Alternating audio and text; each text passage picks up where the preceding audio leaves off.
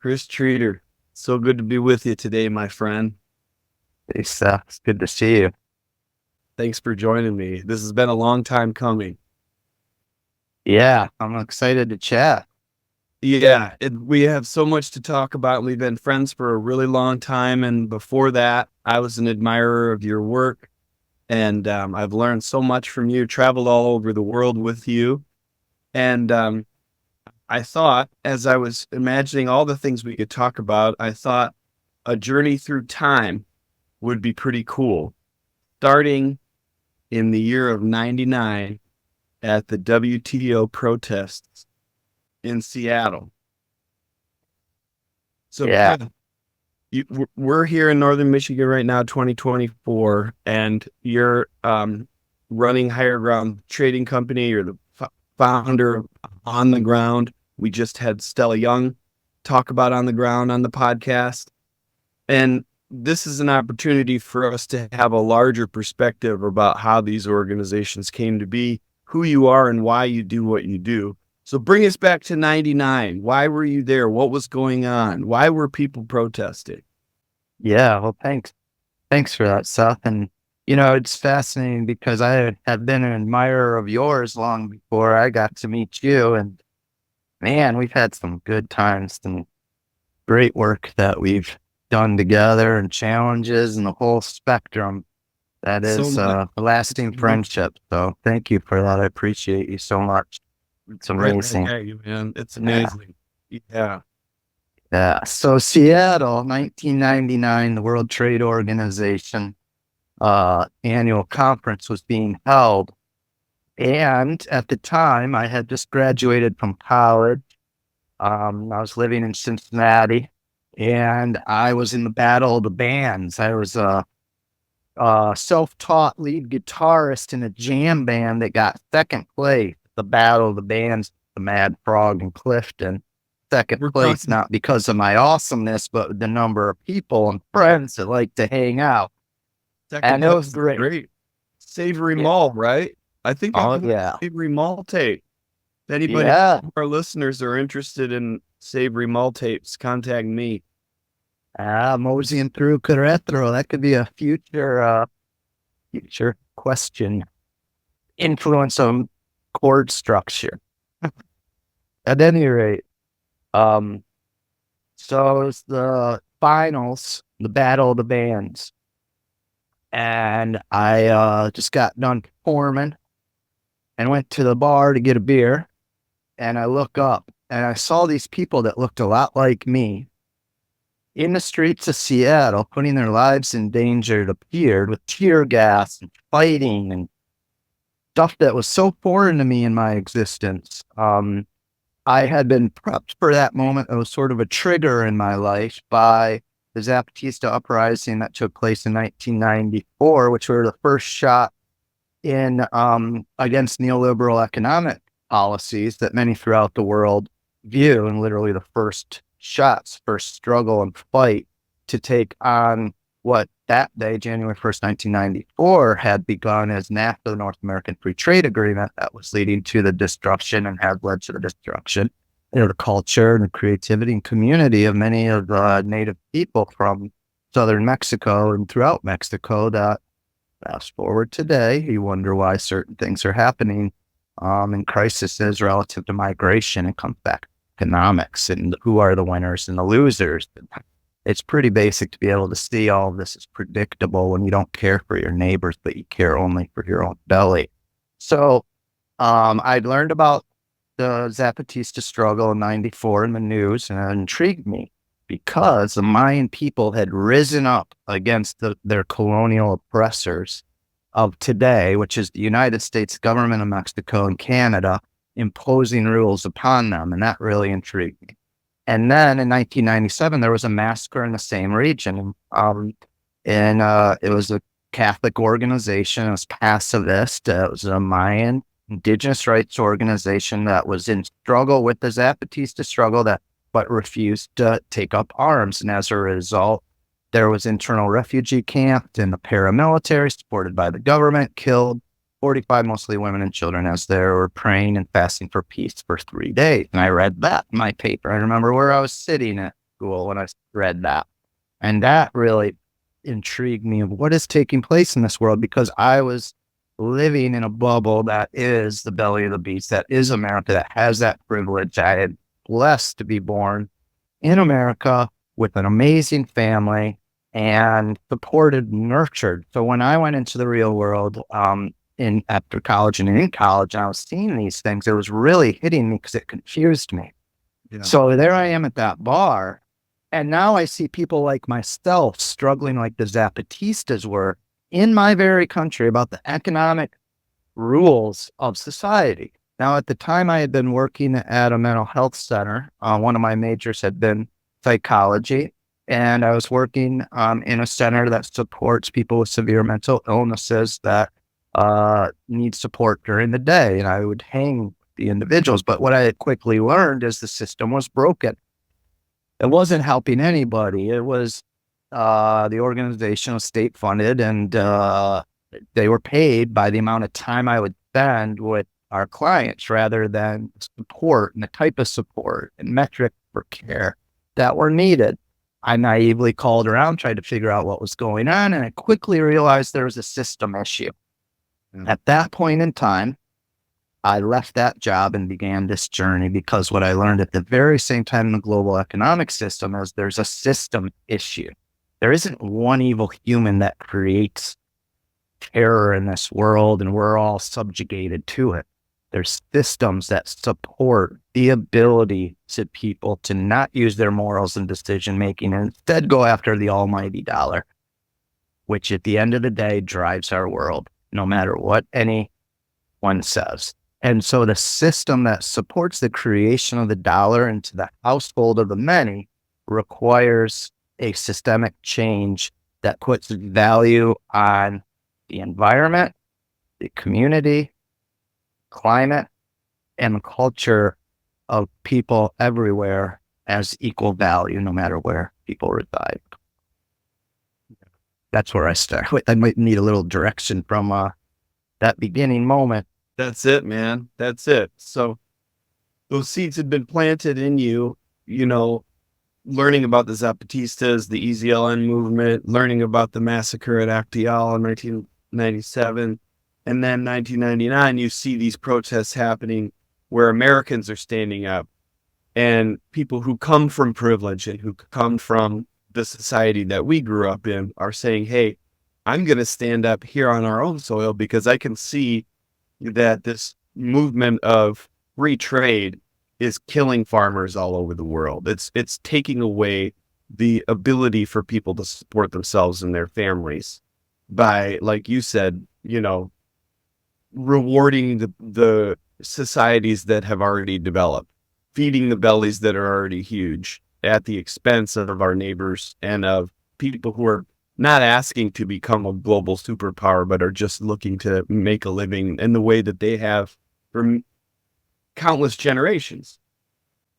Yeah. Yes, most definitely. And in southern Mexico, in Chiapas, where in 2002, Higher Grounds was born out of, was following that time, seeing that in Seattle. It then led to living and working in human rights work with Global Exchange in Chiapas with the Zapatistas and with the Las Abejas people from Actial, the survivors, who to this day we still buy coffee from. Since that very moment, we've built water systems in Actial. We provided emergency refugee relief when paramilitary activity has gotten worse. We provided educational programs, farming and ag extension programs, a whole host of support that goes side by side with our economic trading, fair trade organic coffee with the communities that we started our company with in 2002. And we learned that this is the most beautiful thing for myself. It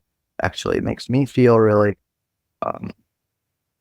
proud and happy because what I learned from those communities before Higher Grounds was started was something called a solidarity economy.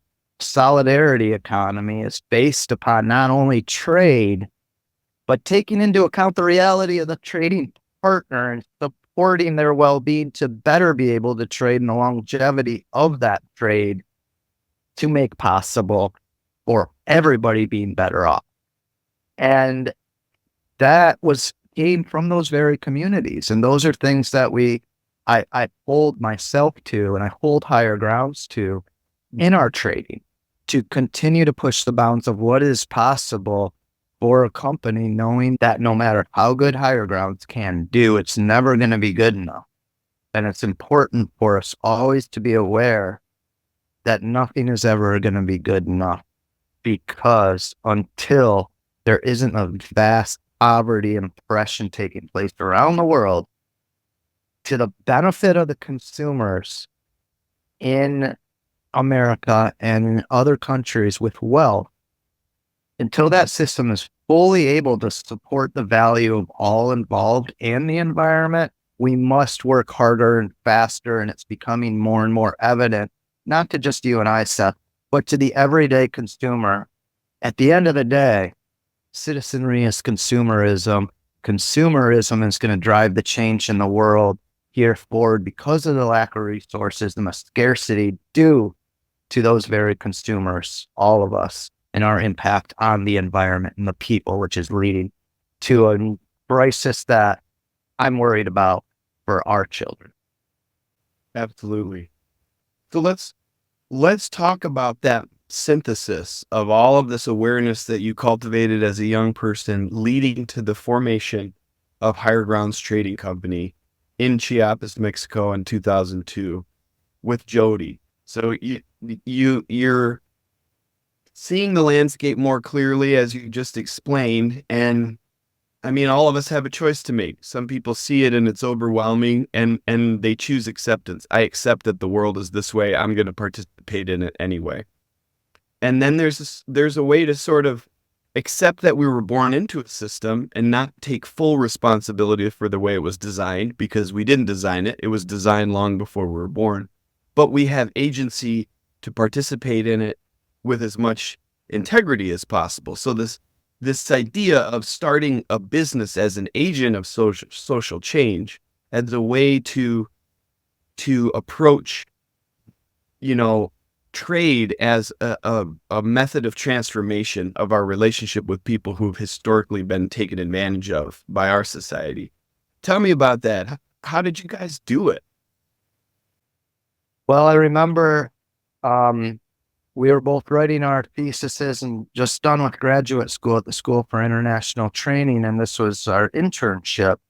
My internship was with Global Exchange, an international human rights organization that works all around the world. And my job in Chiapas at that time, when we were living in the office of Global Exchange, and living off of $200 a month, during our time in Chiapas, my job was to educate people about the economic realities of an up-and-coming economic plan called the Plan Puebla Panama, which would transform Central America and Southern Mexico, and educating Americans about the implications of that and the government's involvement and leading tours down there. And that really provided myself with an awareness of many things that are taking place, because we were going and educating people like ourselves, because we had to get ourselves educated right when we landed in Chiapas, and Global Exchange did an amazing job of onboarding us. But then for that year, every delegation that had come down, every meeting we'd have, we were relearning and deepening our learning from these amazing organizations like Chiapas, from Gustavo Castro, who amazing individual who has put his life on the line for economic environmental issues and almost died fighting a water project with Puerto Cáceres in Honduras, who was one of my heroes down there at the time. So those opportunities provided us with a wealth of understanding of what the world was like. And that was a driver for our motivation to then be able to come back and start Higher Grounds. And when that took place, we rented a house in Leland. It was fully furnished. We had somebody else roast coffee for us, and we'd sticker bags watching TV. And I remember one time Michael Moore received an Oscar for his Iraq War movie, and he got up there and said something about the war. And I was sitting there stickering bags and it started stickering faster. So you go get him, Michael. I wish that guy would step up and do a better job today. But that's another story. We need to keep on moving there, Michael. Come on now. At any rate, when we landed in Traverse City, what we found was an undercurrent of progressive values that we were able to connect with in an overwhelmingly conservative tourist town. And what was the most beautiful thing was an individual that we trusted in southern Mexico had said, when you move to Traverse City, find Bob and Sally at the Neotawanta Inn. They're a center of a community that you're going to want to be involved with, Chris. They did this local currency thing. It was amazing. Mm-hmm. So when I got here, I went to the local food co-op, poked around, and I remember asking somebody if they knew Bob or Sally. It's so funny in retrospect. Like, yeah, how would they not know Bob and Sally in a small town? They helped form and cultivate that co-op with others. And they became important friends and mentors in our local community. And we created Higher Ground from a solidarity economy. We were taking people to Chiapas to educate ourselves and them about the needs there. And out of that was born Chiapas Water Project from a delegation of people from Leonard County, who, when we were in a town of, it was Chichilton, or Winnington, I can't remember, high in the hills of Chiapas, they had no water. And they were coffee farmers that we buy from. And they were explaining to us, they had to walk for like 2 hours to get water and then boil it so they didn't get sick. And so we decided to form an organization. That was a grassroots organization to bring about appropriate technology projects with existing Mexican-based organizations already working in the community there, to fund them to create simple water projects that can be fixed by the community and left. And from it, every home would have water straight to their house. And so that was really then a catalyst for us organizing in northern Michigan, and then throughout Michigan, and then what has become throughout the country as time has gone on, and then internationally as well with other work that we do that was born out of all of this, all based within the understanding of collective impact and the need to work together to support impacts that are bigger than any one of us can take on. And so it was from that organizing standpoint of trying to get people to support water projects that really helped Higher Ground continue to grow, because if we were to grow, we had to get people to give us $5, $10. And that required us speaking and getting people involved. And in retrospect, that, as well as utilizing athletics and athletics activism and the art to cultivate community, also cultivated brand awareness and reoccurring buyers for Higher Grounds, as long as we stayed true to who we said we were, to our broad base of community members that aren't our customers. They're our allies. We're not wanting them to buy anything. We're wanting to create change. If they're coffee drinkers, they like our coffee, great, but let's create some major change together. And that approach has proven to be successful, albeit many times with real business people. It's fun to watch them scratch their heads and look at me like a dog that's confused.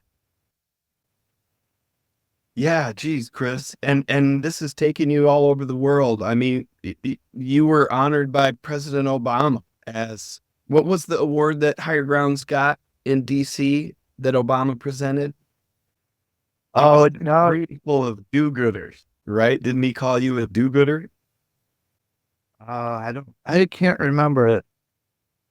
No, I don't know if Obama ever called me a do-gooder. There was a whole room of people, and he was like, "You guys are the do-gooders," and for good reason. I saw a video of it. You were there. Yeah. And because of the charitable, it was because of basically, I mean, you guys were one of the first B Corps. You were part of the early wave of the fair trade movement. It was like using your entrepreneurial spirit as a means to organize people and create change. I mean, that's been the impetus of Higher Grounds from the beginning, and it's grown to the point of national and international recognition and renown amongst your colleagues. And it's true. Some people are like, wow, like maybe they aren't optimizing in the same way that our organization is, because you're like giving all this money to the community in Traverse City. You're finding out, I mean, the solidarity economy, like you said, it's like you're spending a lot of time to have multiple members of your team understand the landscape of the lives of the people who are growing coffee in multiple places all over the world and participating. And like you said, what do people need? We're not here to do charity. We're here to do solidarity and work together, honoring the fact that the work that you do brings daily value to our lives. That's tremendous. And so we're in water now. We've made it to the Chiapas Water Project, and you brought me down to Chiapas.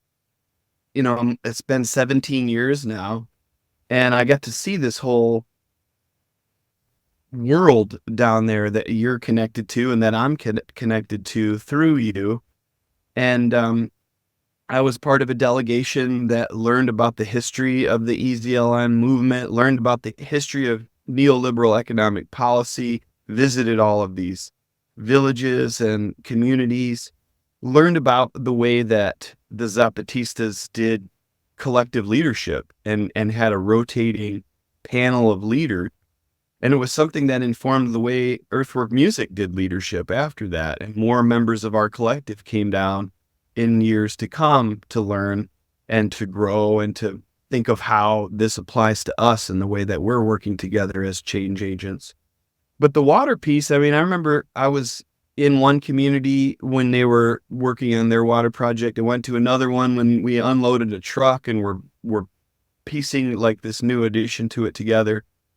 And the people have complete control over it. There was no sort of energy of like, we're coming in and we're the heroes with the stuff and we're going to build this for you. It was like the people on the ground there are the ones making the decisions and they're the ones putting in the requests and they're doing it with dignity. And so here you guys are college students, scrappy. You're doing an internship for a human rights organization. Next thing you know, you got a successful fair trade coffee company.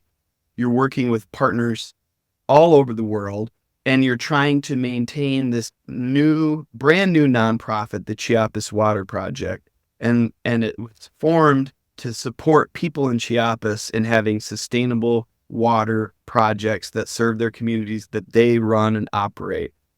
So take me from those humble beginnings of the Chiapas Water Project to the way that it turned into On the Ground and expanded to include other projects in other places. Yeah, so Chiapas Water Project really was something very amazing in the sense that a community here in northern Michigan came together on a delegation and saw a need and decided to form an organization.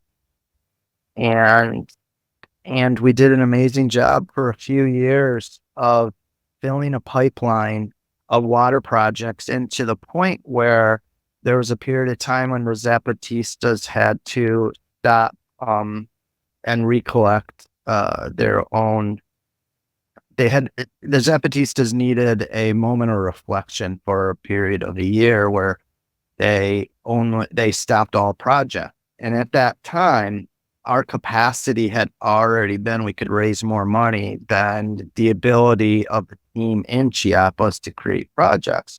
And I had started to travel to other areas of the world for coffee, specifically to Ethiopia, which is the birthplace of coffee. And it's so significant in the world of coffee. Coffee is the second largest traded commodity in the world. There's over 25 million farming families. It's crucial to the well-being of many in a zone of where conservation and conflict reside in this world. The importance of conservation to protect our climate and the areas where people are fighting over our resources is the same regions, many of which where coffee sits. So when I was in Ethiopia, I saw a huge need for education. There were kids that didn't even have early childhood education, let alone grade school. And I wanted to, and the community where we were buying from had a preschool, a need for a preschool. So I came home thinking it'd be a really easy sell to get people to just give me money, $18,000 to buy, to provide resources to build the school that the community and the government then would fund the upkeep due to a program the government had in alignment with the UN at the time. And it was so hard to get people to give money. And I quickly realized something very understandable that it's the same thing for me is if I don't experience something, my buy into it is so much more difficult because I've got things that I want to do and I got my own feelings and needs or perceived needs that I want to support and help. So it took a long time to raise that $18,000. So then I decided I could get people to give money if I got them to give me $1 a mile to run from Addis Ababa to where the growers lived 450 miles away. And so it was running marathons, 10 marathons in 10 days. I'm sorry, it's 250 miles. And trying to get people to give $1. Yeah, Addis Ababa to Yirgacheffe. It was 10 marathons in 10 days. And we had 2 amazing musicians and artists, 9 other runners from America, 6 Ethiopian runners, the whole entourage of medical support halfway through in Owassa. Many of our family members came to meet us and finished the run with us. And the outcome was raising over $500,000, 3 schools built, a library, soccer team furnished, and supporting their sports program and ongoing support to those schools, and much awareness due to those 2 musicians, Seth Bernard in the early line, who did an amazing job. We then were able to travel and tell the stories through songs of what they had experienced and support to continue to raise that money so that all those schools can be built and everything could be done, not only from the run, also through the art. And those 2 activities was an act of activism that our community came together to do with communities in Ethiopia. And it was really inspiring. And that was the launch of On the Ground. That was born out of Chiapas Water Project, where water projects, once the Zapatistas resumed back then, began and continued to take place as these audacious projects of runs across Ethiopia, then Palestine, then Congo to support initiatives locally took place. And what I found over the years of the act of organizing a run across a country is an act of organizing a country. And when you're working in the coffee sector or the olive oil sector in Palestine, you're understanding the sector, the players, and all the influences that impact its success or its challenges. And you can better plug in as a trader, but also tell better stories that can connect consumers to a product that they care about. And at the end of the day, for our society, for this digital technology, if we were to be successful change makers, we're able to use digital technology to bring people into experiences that don't require them going halfway around the world to be bought in to create the necessary change possible so we can have a global economic system that we believe in and we know is doing the best for our neighbors next door and around the world. Yes. And that recipe that you described earlier and illustrated here has really worked in terms of rallying people here in the United States. You've got the athletics with the ultra marathon, and we're used to, it's in our consciousness, this run-a-thon type thing, like, oh, I'm going to pledge this person I know to do this thing for this cause. There's already a story attached to it for us. And then you brought in music, arts and culture, and the creation of this musical ambassador program. And that's another thing that people feel like they can be a part of, they participate in. It's cultural exchange, cultural enrichment. And it also helps tell the story of the organization and the runs and the people that inspired us long after the run. happen. And so that the run across Ethiopia was a way for you to sort of, I mean, you said it yourself, to create buy-in and also to create this hoopla, as you'd call it at the time, for Americans to follow along to at home and continue to chip in. And then the result is like basically a kind of a Robin Hood type situation, but with it's like we're allowing the abundance of this region to be put to good use, supporting people in other places who are living in complete scarcity, but providing products that contribute to our abundance. And I'm having some of the Higher Grounds coffee now. It's a part of a lot of people's daily lives, but the connection to the people is not necessarily a part of our daily thought process. So you brought that in a way that planted seeds that continued with the run across Palestine and then the run across Congo. And I think that the other part of this whole piece is like connecting back to the original inspiration for you, and it's recognizing that we have agency and responsibility in being born into a system that we identify as unjust, and that simply accepting the system and participating in it anyway is effectively perpetuating the system. It's like I'm giving my consent to perpetuate this. And that's another part of the story that's hard to tell, because people feel ashamed and they feel defensive if you just sort of say, hey, in an accusatory way. It's part of a larger awakening that people need to have in the United States, where it's like this narrative that we inherited about our culture being the good guys. It starts to get some cracks in it when you look at the way the global economy works. Very quickly, it falls apart. And so you've created ways for people to sort of get onboarded into a more accurate consciousness about the whole thing without asking too much of them, I feel like. And it's almost like, hey, you like coffee? We've got the best coffee around. This is gourmet stuff. And then from there, it's very easy for people to get educated if they come to your coffee bar. If, going to the campus at the Common, there's always more to learn. And sometimes oftentimes you guys make some risky statements that are always aligned with your integrity and your values. And sometimes that curates your customer base for periods of time or permanently.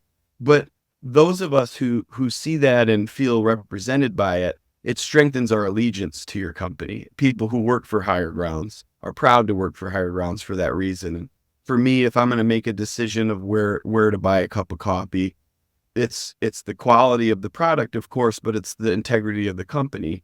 And those small decisions over a lifetime have a great impact. So now you have a new project in Traverse City, and and to tie in water, it's on the Boardman River, right where Boardman Lake turns back into the Boardman River.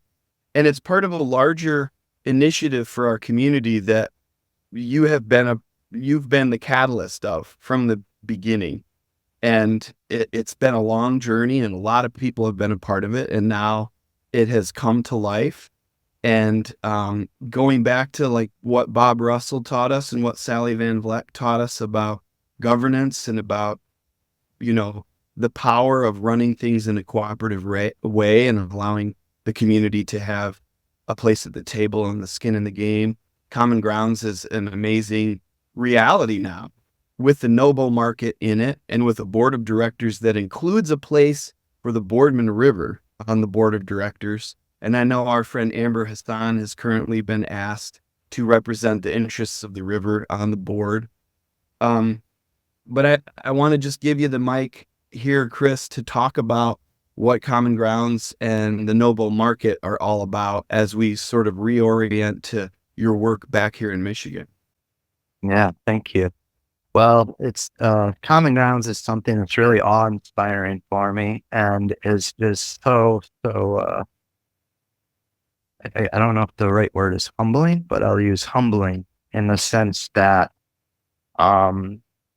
when I think about things that are bigger than any one person, and I'm in Common Grounds right now. I'm in our learning lab, which is one of the tenant owners of this cooperative, which is a real estate development cooperative, the largest of its kind, I'm told, in the country, and which it's been recognized as a means for local community to fight the ill effects of gentrification in communities by creating community spaces that are for, of, with, by, and at the end of the day, to be left as a benefit to our community by the community.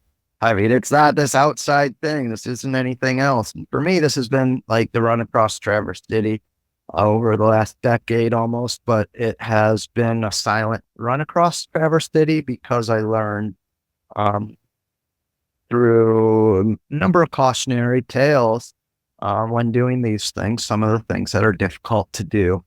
And this project is a reflection not only of my learnings, but the learnings of so many people who have put so much more better brain and time into this cooperative. So I remember years ago, I was Gary Howe, a dear friend who was also a champion and is a champion of building the re-envisioning 8th Street and trying to get the citizenry around a bikeable, walkable corridor in Traverse City that had been, and still to this day, is challenged by huge opportunity in tourism that skews the local community well-being. And Gary had posted on our Facebook page a video of Claudia Schmidt, an amazing artist, friend, and Dan Mills and Sri Jamrod, two employees at the time, recording a song called Do It for Dan about 8th Street. And they said, well, the boss is in Chiapas, and it was about taking care of 8th Street. And so at that point in time, I said to Gary, I'd asked him, I'm like, I need to do a Traverse City type project. And it was clear it was 8th Street. And so Common Ground is on 8th Street, and it was a foundational project of the re-envision 8th Street citizen process that was spearheaded by Michigan Land Use Institute at the time and other nonprofit organizations in our region to have a vision for our community by our community. And so by launching Common Grounds on 8th Street, we were also able to collaborate with the state and federal government for the necessary infrastructure projects for the road to begin to be developed in the way that was envisioned there. And in the building, we have music, a venue, we have childcare, a Montessori preschool, we have co-working, we have workforce housing, we have a teaching kitchen, a learning lab for culinary and beverage arts, and we have incubator kitchen within Noble Market, which is half owned by Grand Traverse Food Shed Alliance, in order to help incubate, support a more healthy, hospitable hospitality industry. So Noble Market for higher grounds is like fair trade work in the hospitality industry, working very intimately as staff, supporting Noble Market, higher grounds, not only have a next generation second type of cafe for higher grounds, it's collaborative. We are one of many owners, and there's a number of amazing promotional partners, investor owners of different brands around this region that are highlighted and own Noble Market with higher grounds. And so we have a Taqueria Mosqueda is in the incubator kitchen right now that's come from a food truck operation they still have. And now we're doing a brick and mortar restaurant operation that we're supporting to help them eventually be able to have their own restaurant, and then have some other people in that kitchen in order to help incubate them to what they're wanting in their work with support, because the hospitality industry is so horrifically unhealthy. And so trying to find ways ongoing, and like higher grounds and coffee, no matter how good we do, it's not going to be ever good enough, but we always have to try to transform a sector to address the challenges that exist within it. So that's what NOBO is doing right now, and we're really proud of that work taking place. At the end of the day, this is a community center that success is dependent upon the 1,000 owners that own it and the growth of that ownership with active owners driving what it is to want to have to need in northern Michigan. Awesome. So can you tell people where it is? Exactly. It is at 414 East 8th Street across from the government center. Right downtown sunny Traverse City. About a 10-minute walk from the Cherry Festival, folks. You've been talking about this for so long, and I'm still in awe being in there because I feel like I'm living in a dream. I mean, you walk in, there's all of this beautiful artwork. A lot of Jamie John's work is there. One of the best venues in Michigan now, the Alluvion, and it has just completely taken off. It's a listening room designed from the very beginning with all of the best specs, and Early Wine was a big part of that, and our friends at Crosshatch. And the design of it just feels very life-giving, and very inviting for kids. And Iris loves it there. She loves going under the stairs and climbing on the stairs. And at the market, you can sit outside on the river. You might hear Jimmy Olsen doing a tiny deck concert, or you might find Tyler Franz editing photos, probably. And like you said, it's very inviting and very, it's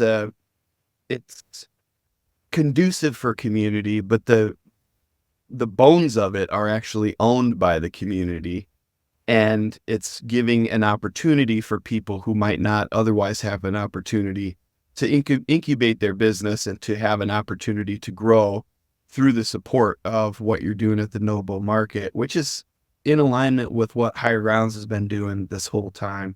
So I really recommend that people go there. A cool thing to do is to find a great concert, and there's great concerts many nights a week, and then go have dinner and go to the concert. Great spot to have a date or to bring your parents or your kids. And again, like there it is on the Boardman River, and it's built into the governance structure for the river to be remembered and to be prioritized and brought into the center of where decisions are made, which is also in alignment with what you've been doing. And I want to leave you with the one sort of topic of conversation here, Chris, and I brought it up with Stella in the context of On the Ground in the last interview. And it has to do with a question that a young person raised in some of the work that I do with Title Track, around creative empowerment and water education and building relationship with young people in water. But it's about water and peace, and how I was working with the Young Peace Builders Club at Woodland School, and we were talking about water, and it's how do we make that connection between water and peace? Like, what does having access to clean water have to do with experiencing peace in your community? And why is it important for us, if we seek to be peace builders, to look after our fellow human beings' human right to have affordable, clean water to drink? Well, what it makes me think about is all the places in the world that I spend time in the communities of dear friends that we've developed over the years that do not have clean water. And usually there's conflict.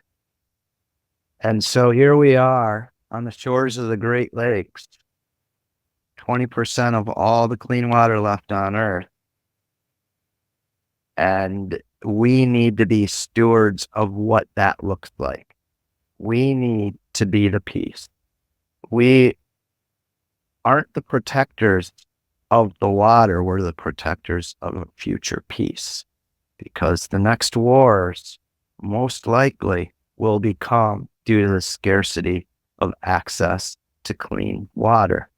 So if we as a society here surrounding those Great Lakes can emulate what care for the Great Lakes, care for 20% of the world's water supply looks like in an equitable, fair, peaceful manner, just maybe we can start to export not only our greed and oppression around the world, but instead a peaceful way to coexist with our environment and each other as the means to address the existential threat that maybe not people of our generation can relate to, but I'm damn positive that my daughter, who's 2, is going to have an existential threat for the rest of her life.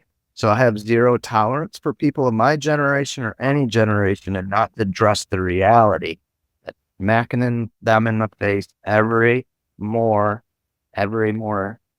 for every year that we are on this planet is getting worse and worse due to us not caring for each other and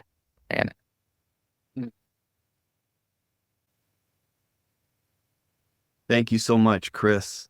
Thank you so much, love you. brother. Thank you for choosing this path of resisting the egregious exploitation of neoliberal economics and consumer capitalism and finding a way to build solidarity economy and to help people come along on the journey of learning and growing and being change agents. Thank you so much. Yeah. Thank you. Right back at you. My pleasure. Keep up the quest, my brother. Yeah, you too. All right.